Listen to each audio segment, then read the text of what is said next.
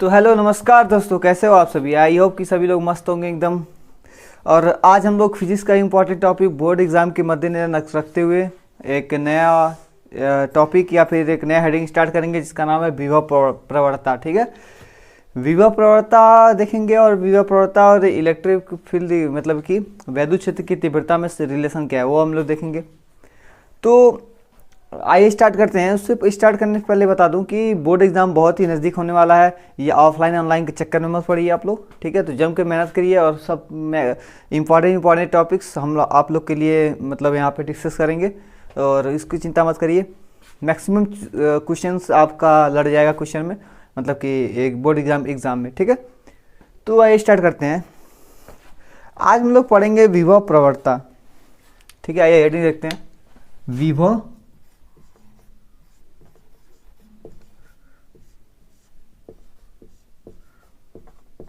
प्रवणता। ये क्या होता है? विभव प्रवणता क्या होता है कि विभव के मान लो कोई चार्ज को इलेक्ट्रिक फील्ड के अंदर ले जा रहे हैं, तो उसके विभव में परिवर्तन के साथ साथ, ठीक है, जैसे जैसे ऐसे सुनिए, जैसे जैसे हम लोग ला रहे हैं उसके दूरी में जो बीच का डिस्टेंस है उसमें उसके बीच के डिस्टेंस में कमी आ रही है, ठीक है, यानी चेंजेज हो रहे हैं, घट रहा है, बढ़ रहा है, फिर दूर ले जाएंगे या फिर पास ले जाएंगे। तो उसके जो चार्ज है उसको ले जाने पे उसके दूरी में परिवर्तन, ठीक है, दूरी में परिवर्तन के साथ साथ उसके विभव में भी परिवर्तन हो। क्या बोला मैंने कि विभव के साथ साथ, विभव में परिवर्तन के साथ साथ किसमें परिवर्तन हो? उसके बीच के दूरी में। और इसके रेशियो को या इसके दर को हम लोग कहते हैं विभव प्रवणता। फिर से सुनिएगा कि दूरी के साथ साथ विभव में परिवर्तन की दर को हम लोग क्या बोलते हैं? विभव प्रवणता। ये विभव प्रवणता क्या होता है? हमेशा माइनस में होता है, ठीक है। माइनस शायद इसलिए होता होगा क्योंकि दूरी जो है घट रही है, कम हो रही है, शायद इस वजह से माइनस होता होगा। हमको इसका डिटेल में पता नहीं है, बस ये पता है कि विभव में परिवर्तन दूरी के साथ साथ अगर हो रहा है, ठीक है, दूरी में परिवर्तन के साथ साथ विभव में परिवर्तन की दर को क्या बोलते हैं हम लोग? विभव प्रवणता बोलते हैं। यह एक सदिश राशि है, इसकी दिशा देनी जरूरी है। ये माइनस जो चिन्ह है उसकी दिशा जरूरी है। इसका मात्रक क्या होगा? विभव का मात्रक होता है वोल्ट, और एक्स क्या होता है? मीटर, यानी कि वोल्ट प्रति मीटर, ठीक है। यहां तक सबको क्लियर है? विभव प्रवणता क्या है? वो कि विभव में परिवर्तन के दूरी में परिवर्तन के साथ साथ अगर विभव में परिवर्तन हो रहा है, ठीक है, तो उस चीज को हम लोग क्या बोलेंगे? विभव प्रवणता बोलेंगे। और ये इसकी दिशा जो होती है माइनस होती है, ये ध्यान रखिएगा, ठीक है। आइए हम लोग देखते हैं कि विभव प्रवणता, अब देखते हैं विभव प्रवणता और इलेक्ट्रिक फील्ड वैद्युत क्षेत्र की तीव्रता में क्या संबंध है, ठीक है। आइए देखते हैं। तब तक मिटाते, तब तक आप लोग स्टॉप करके नोट कर लीजिए। आइए अब देखते हैं कि वैद्युत क्षेत्र की तीव्रता और विभव प्रवणता में संबंध क्या होता है। आप लोग एक टर्म जानते होंगे, वी नो डेट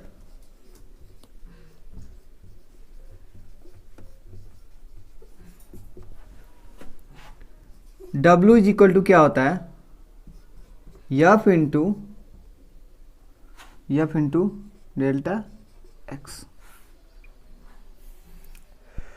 यानी कि W is equal to F into delta X का मतलब क्या होगा कि कार्य क्या होता है? कार्य बराबर कि छोटे से डेल्टा एक्स भाग, मान लीजिए कोई आवेश है, इस आवेश को छोटे से डेल्टा एक्स डिस्टेंस पे ले जाने के लिए कितना फोर्स लग रहा है, ठीक है। किसी फोर्स इंटू डिस्प्लेसमेंट, ये डिस्प्लेसमेंट हुआ, यानी किसी आवेश को यहाँ से हल्का सा, मान लीजिए यहाँ से यहाँ तक, यानी यहाँ से डेल्टा एक्स दूरी पर ला कर रख दिए, फोर्स लगा, तो वो ला कर रखेंगे तो आप इसलिए बात है कि इसमें फोर्स लगेगा। यानी डेल्टा एक्स दूरी में लगने वाला फोर्स जो होता है उसको बोलते हैं, यानी कार्य होता है। यानी कि ये जो डेल्टा एक्स है वो क्या है कि एक आवेश को छोटा सा दूरी है, मतलब कि चेंज इन डिस्प्लेसमेंट, इसके मतलब एक स्थान से दूसरे स्थान में ले जाने में कितना उसके डिस्प्लेसमेंट में चेंज आया वो है डेल्टा एक्स, और इस पे फोर्स कितना लग रहा है वो है एफ है। ठीक है, इसको मान लीजिए समीकरण 1। अब आप लोग एक टर्म से जानते होंगे कि E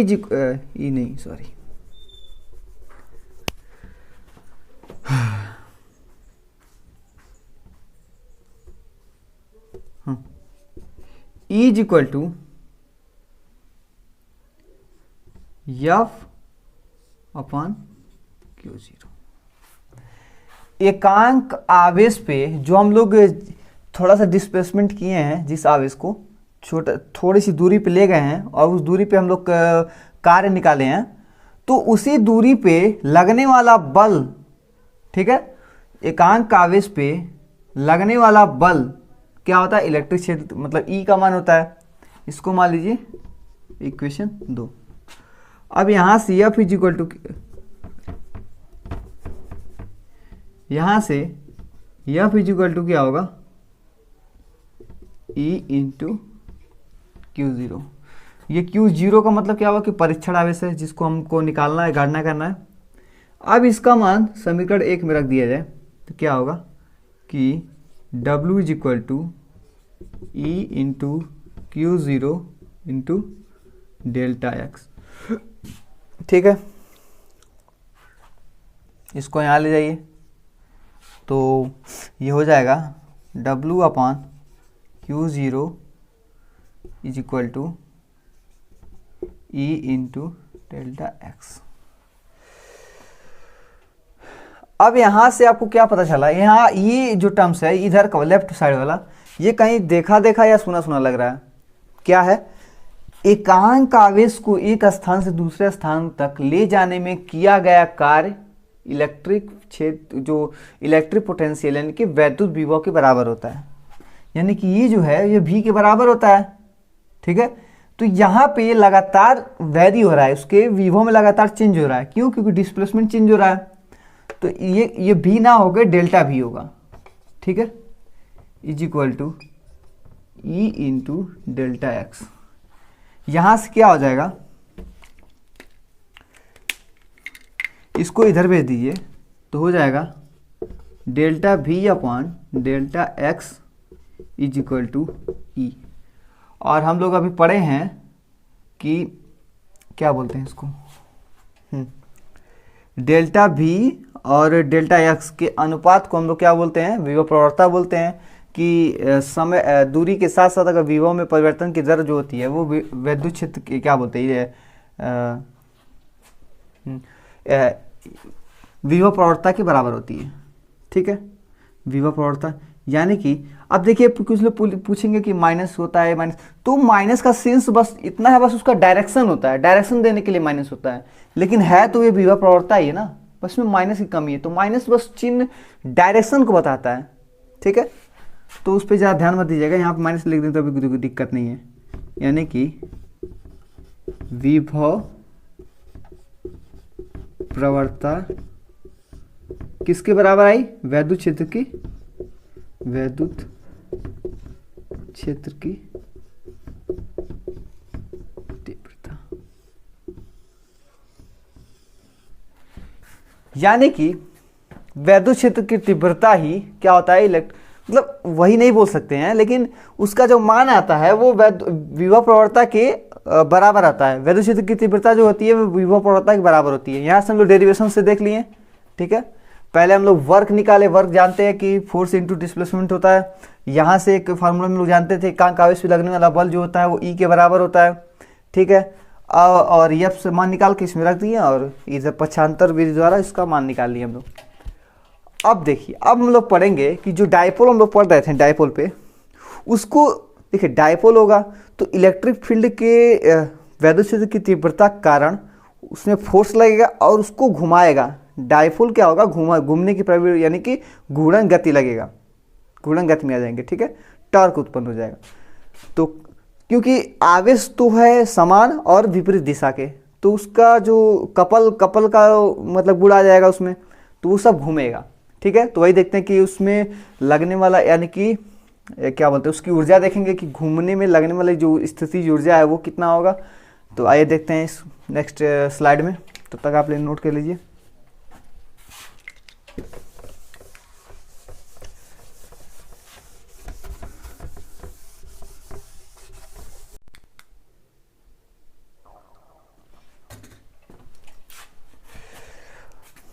अब नेक्स्ट टॉपिक है कि एक समान वैद्युत क्षेत्र में वैद्युत द्विध्रुव को घुमाने में किया गया कार्य। ठीक है, डायपोल को घुमाने में किया गया कार्य क्या होता है। इसका सेंस ये है कि किसी बाह्य चुंबक बाह्य वैद्युत क्षेत्र में, मान लीजिए कोई ये है इलेक्ट्रिक फील्ड ऐसे,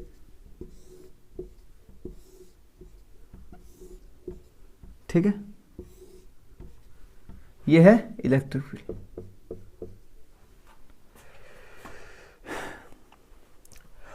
अब किसी डायपोल, ठीक है, डायपोल को इसके अंदर लाएंगे, ठीक है, बाह्य विद्युत क्षेत्र में, तो उस डायपोल पे इलेक्ट्रिक फील्ड के कारण उस पर फोर्स लगेगा। ठीक है, उस पर फोर्स लगेगा तो उस पर कपल का गुण आ जाएगा, यानी कि घूमने का प्रक्रिया घूमने का गुण उत्पन्न हो जाएगा। ठीक है, आइए देखते हैं। अब मान लीजिए ये डायपोल है। डायपोल का मतलब क्या होता है कि दो आवेश होते हैं जिनका परिमाण समान होता है, बस दिशा क्या होती है, विपरीत होती है। इसको मान लेते हैं प्लस क्यू माइनस क्यू, ये आर डिस्टेंस पे। ठीक है, ये बिल्कुल एकदम पास पास है। ये कोई डायपोल है, किसी बाह्य विद्युत क्षेत्र में रखी गई है। तो अब देखिए इस डायपोल पे ये इधर की वैद्युत क्षेत्र की तीव्रता और इस पे फोर्स लग रहा है। फोर्स की क्या होती है दिशा, जो इलेक्ट्रिक फील्ड की दिशा होती है वही फोर्स की भी दिशा होती है, यानी कि फोर्स भी इसी डायरेक्शन में लग रहा है। तो अब जब फोर्स लग रहा है तो यहां पे घूमने की गुण उत्पन्न हो जाएगा इसमें डायपोल में। ठीक है, तो वही देखना है कि जो घूमने की प्रकृति है, घूमने के कारण यानी बल लगने के कारण उसमें घूमने का जो गुण उत्पन्न हुआ है उसमें कितना फोर्स या फिर कितना ऊर्जा है जो इस पे लगा रहा है, यानी कि किया गया कार्य निकालना है। अब देखिए जब ये फोर्स इस पे लगा रहा है, ठीक है, तो इसमें जितनी ऊर्जा होगी उतना इस पे फोर्स लगाएगा, और ये जो फोर्स होगा वो इसके घूमने में यानी कि इसके स्थितिज ऊर्जा में संचित हो जाएगी। ऐसे समझिए कि इस जो रिमोट है या फिर इस किसी भी बॉडी को यहाँ से हम लोग ऊपर ले गए, जितना ऊपर मैक्सिमम हाइट पे, तो हम लोग उसको कार्य किए। ठीक है, कार्य किए तो ये कार्य अब धीरे धीरे इसमें ऊर्जा के रूप में संचित हो गई। और ये ऊर्जा कौन सी होगी, स्थितिज ऊर्जा।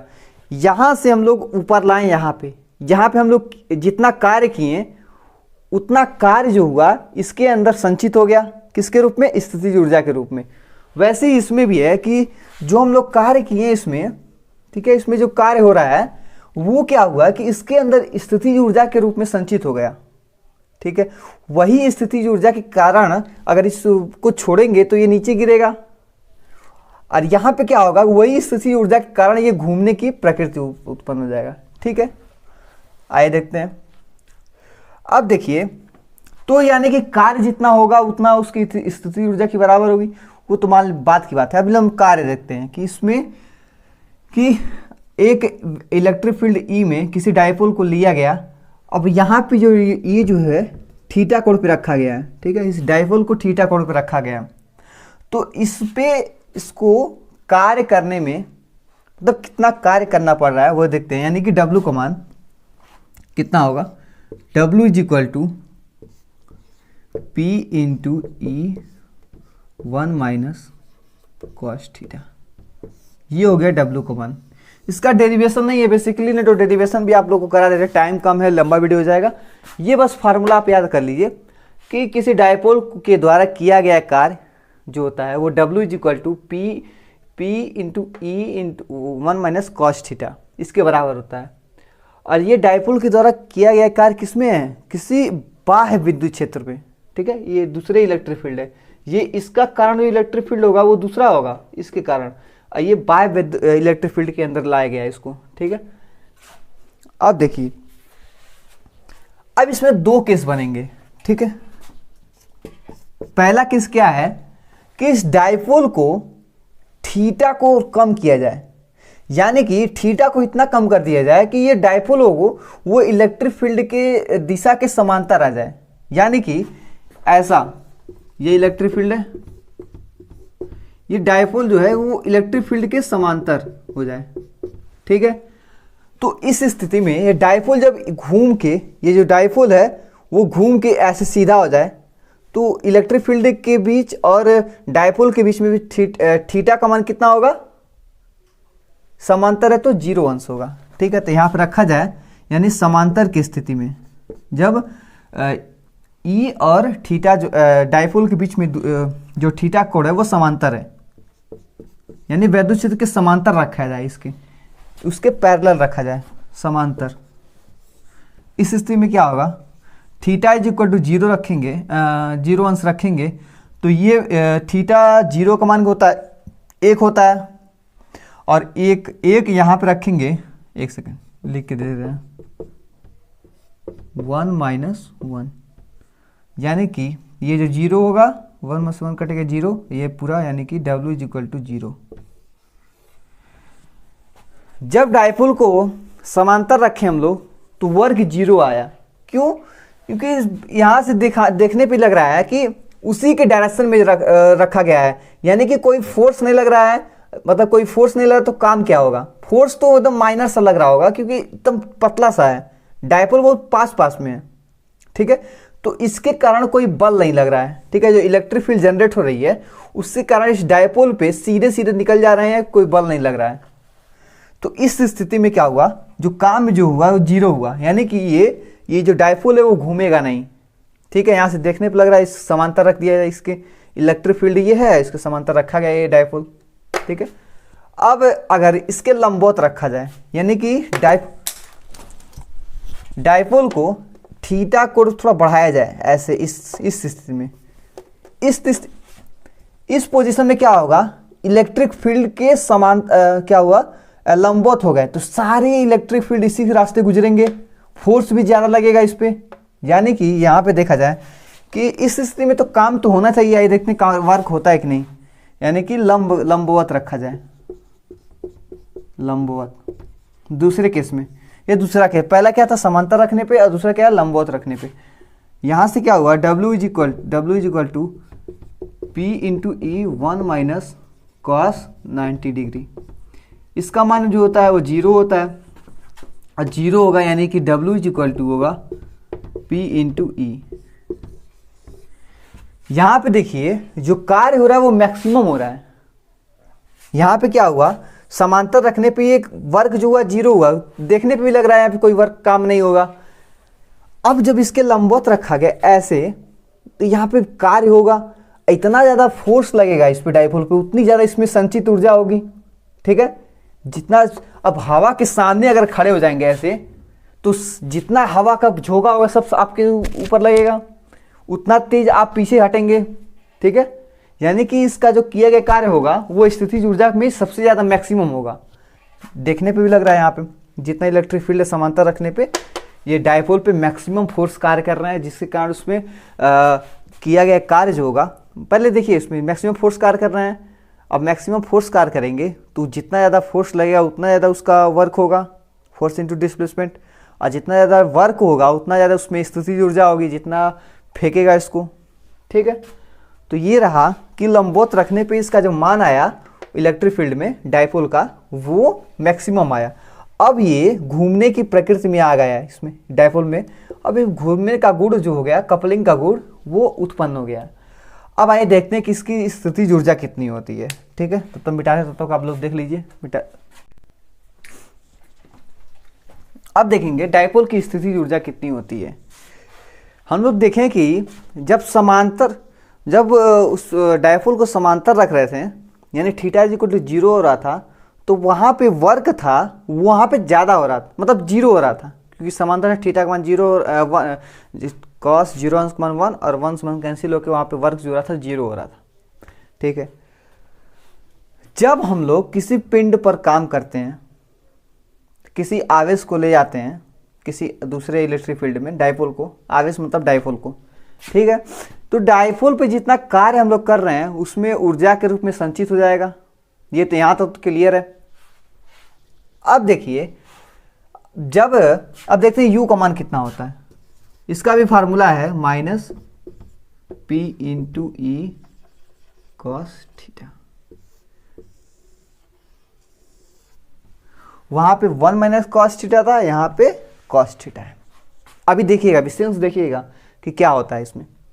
u is equal to minus P E cos theta. ठीक है, यहाँ पे सबको क्लियर है। जब अब देखिए इसमें भी दो केस बनेंगे। ठीक है, यहाँ पे अगर थीटा इज इक्वल टू 0 यानी कि ये इलेक्ट्रिक फील्ड है, ऐसे डाइपोल को रखा गया है, यहाँ पे थीटा इज इक्वल टू, यहाँ पे थीटा बन रहा है। ठीक है, ये प्लस क्यू है माइनस क्यू। अब देखिए यहाँ पे भी दो केस बनेगा। थीटा इज इक्वल टू 0 यानी कि डाइपोल को अगर समांतर रखे हैं, ठीक है, तो यहाँ पे अगर 0 रखेंगे तो u is equal to minus P into E cos 0 अंश, यानी कि u is equal to minus P E. कार्य कितना आया था 0 और यहाँ पे इसका स्थिति ऊर्जा कितना आ रहा है माइनस पी ई, यानी कुछ मिल रहा है। माइनस का सेंस यहाँ पे उसके दिशा से है। ठीक है, यहाँ पे ऊर्जा खत्म हो रही है हम लोग की, लग रही है, और पी ये बस इस परिमाण पे ध्यान दीजिए, यानी कि थीटा इज इक्वल टू 0 पे यानी समांतर रखने पे ये डाइपोल की जो है स्थितिज ऊर्जा जो है मैक्सिमम आ रही है। कैसे? स्थितिज ऊर्जा होती क्या है? एक स्टेबल फॉर्म। जब नीचे से हम लोग ऊपर ले जा रहे थे, ठीक है, तो हम लोग कार्य कर रहे थे, वर्क। ठीक है, यहाँ पे वर्क हो रहा था कुछ, जैसे ही इसको रोक दिए वैसे ही यहाँ की स्थितिज ऊर्जा मैक्सिमम हो गई। जैसे ही ये घूमने में यहाँ पे आ गया थीटा इज इक्वल टू 0 पे, यहाँ पे कोई कार्य नहीं हो रहा है, यानी कि इस डाइपोल पे कोई कार्य नहीं हो रहा है, यानी कोई फोर्स नहीं हो रहा है, यानी कि वो डाइपोल कितना है, स्टेबल है। यहाँ पे देखिए थीटा इज इक्वल टू 0 पे ये समांतर हुआ, समांतर होने पे कार्य कितना हो रहा था, 0 हो रहा था। अब जब कार्य 0 हो रहा है और u का मान कुछ मिल रहा है, यानी कि इस स्थिति में स्टेबल है। क्यों? क्योंकि वहां पर कोई कार्य नहीं हो रहा है, ऐसे डाइपोल रखा हुआ है, कोई कार्य नहीं हो रहा है, यानी कि यहाँ पे इसकी मैक्सिमम ऊर्जा है। ठीक है, यहाँ पे ये डाइपोल जो है स्टेबल है, कोई अभी हिल नहीं रहा है, यानी कि ये है स्थिति जो है इसकी स्टेबल है। ठीक है, अब अगर थीटा इज इक्वल टू 90 किया जाए, theta is equal to 90 degree, तो u का मान कितना आएगा? यहाँ पे 90 रखेंगे तो 0 आएगा, यानी कि u का मान जो है वो 0 आ जाएगा। यहाँ पे जब लोग यहाँ पे धीरे धीरे यहाँ पे ला रहे हैं, यहाँ पे इतना फोर्स लग रहा है, यहाँ फोर्स लग रहा है, यानी कि इस वाले फॉर्म में ये स्टेबल नहीं है। डाइपोल जो है इलेक्ट्रिक फील्ड के अगर लंबवत रख रहे हैं तो यहाँ पे इसका ये स्टेबल नहीं हुआ। क्यों? क्योंकि इस पे चारों ओर से फोर्स लग रहे हैं। ठीक है, जैसे जैसे हम लोग थीटा का मान लगा रहे हैं वैसे वैसे इसकी स्थिति में परिवर्तन हो रहा है। स्थिति ऊर्जा क्या होती है? जब इसकी स्थिति रुक जाए, जैसे जैसे नीचे ला रहे हैं उसके पोजीशन में चेंज हो रहा है। अभी ये स्थिति ऊर्जा नहीं है, अभी गतिज ऊर्जा में। जब गतिज ऊर्जा में है तो अभी स्थिति ऊर्जा 0 रहेगी ना। जैसे यहाँ पे स्टेबल नहीं है, यहाँ फोर्स नहीं लग रहा है, यहाँ पे इस डाइपोल पे मैक्सिमम ऊर्जा जो वर्क हो रहा है वो 0 हुआ। और जब कार्य कोई नहीं हो रहा है, यानी कि वो स्टेबल है, यानी कि वो स्थिति ऊर्जा संचित कर चुका है। ठीक है, जैसे जैसे यहाँ पे था तो यहाँ पे फोर्स लग रहा था। ठीक है, मैक्सिमम यहाँ पे वर्क हो रहा था। अब जैसे जैसे वर्क यहाँ पे होगा, यहाँ पे ऐसे ढकेलेगा, ऐसे ढकेलेगा, यहाँ पे वर्क होगा, वैसे वैसे यहाँ इस फॉर्म में आते आते, यानी थीटा इक्वल टू 0 होते हुए कार्य 0 हो जाएगा, यानी कोई फोर्स नहीं लग रहा है। अब इसमें जो है ऊर्जा संचित हो चुका है, यहाँ से यहाँ तक ऊर्जा संचित हुई, यहाँ तक, यानी कि थीटा इज इक्वल टू 0 पे क्या हुआ, कि वर्क जो था वो जीरो हो रहा था, और जब वर्क जीरो होगा यानी कि हम यहाँ खड़े हैं तो यानी अभी स्टेबल है, यानी स्थिति ऊर्जा हमारी मौजूद है अभी। ठीक है, जैसे जैसे हम गिरेंगे, यहाँ पे आगे बढ़ेंगे, दौड़ेंगे, हमारी स्थिति ऊर्जा वो काइनेटिक ऊर्जा में कन्वर्ट हो जाएगी। ठीक है, यानी कि कमी आ रही है।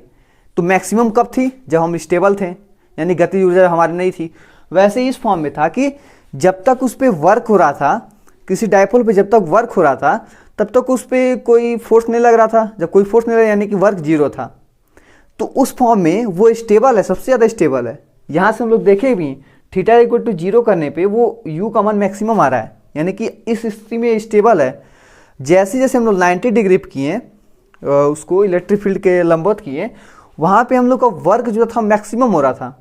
और जब वर्क मैक्सिमम हुआ तो क्या हुआ यहाँ पे कि स्टेबल उसकी कम हो, जैसे इस ऊपर ले आए हम लोग, उस स्टेबिलिटी जो थी वो कम होती रही, और इस मैक्सिमम पोजीशन पे स्टेबल तो उसका जीरो हो गया।